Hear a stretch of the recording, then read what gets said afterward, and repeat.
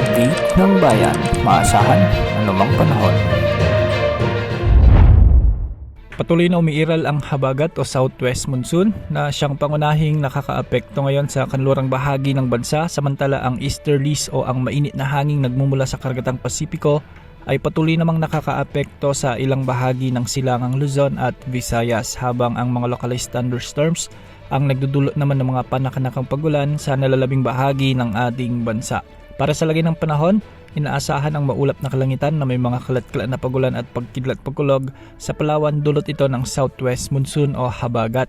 Dahil dito may posibilidad ng biglang pagbaha o pagguho ng lupa, lalo na kung magiging katamtaman hanggang malalakas ang mga pag-ulang umiiral. Sa may Zamboanga Peninsula, Basilan, Tawi-Tawi, Antique at Occidental Mindoro, inaasahan naman ang bagyang maulap hanggang sa maulap na kalangitan na may mga pulupulong mga pag-ulan o pagkidlat-pagkulog, dulot pa rin ito ng umiiral na habagat.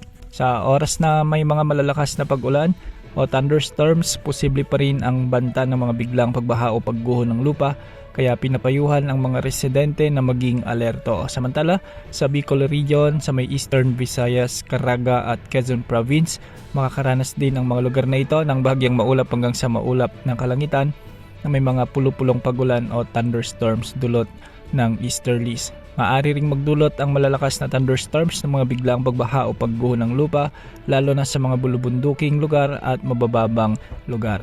Para naman sa Metro Manila at sa nalalabing bahagi ng bansa, inaasahan ang bagyang maulap hanggang sa maulap na kalangitan na may mga pulupulong pagulan o thunderstorms, lalo na ngayong hapon hanggang gabi. Ang mga pagulang ito ay dulot pa rin ng mga localized thunderstorms at maaaring magdulot din ng mga pansamantalang pagbaha sa mga lugar na madaling bahain. Samantala, patuloy namang lumalakas ang bagyo sa labas ng ating area of responsibility at ngayon ay may international name na Bavi.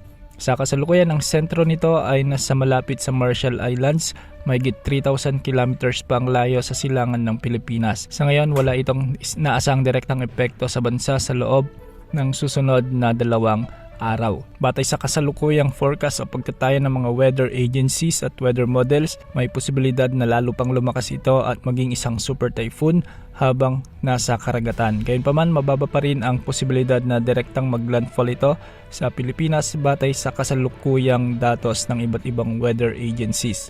Bagamat mababa ang tsansang tumama sa kalupaan ng bansa, hindi pa rin inaalis ang posibilidad na ang malawak na sirkulasyon ng bagyo ay maaring makaapekto sa malaking bahagi ng Northern Luzon sa mga susunod na araw o sa susunod na linggo, depende sa magiging galaw nito. Kung sakaling makapasok ang bagyo sa loob ng ating PAR, tatawagin ito bilang bagyong Inday. Mas malagang bantayan sa ngayon ang posibleng pagpapalakas ng habagat bunsod ng potensyal na super typhoon na ito. Posibleng magdulot ito ng mas madalas at mas malalakas na pagulan, lalo na sa kanlurang bahagi ng Luzon at Visayas simula sa kalagitnaan ng susunod na linggo. Gayunpaman, dahil malayo pa ang bagyo, maaari pang magbago ang direksyon, lakas at magiging epekto nito sa bansa sa mga susunod na araw.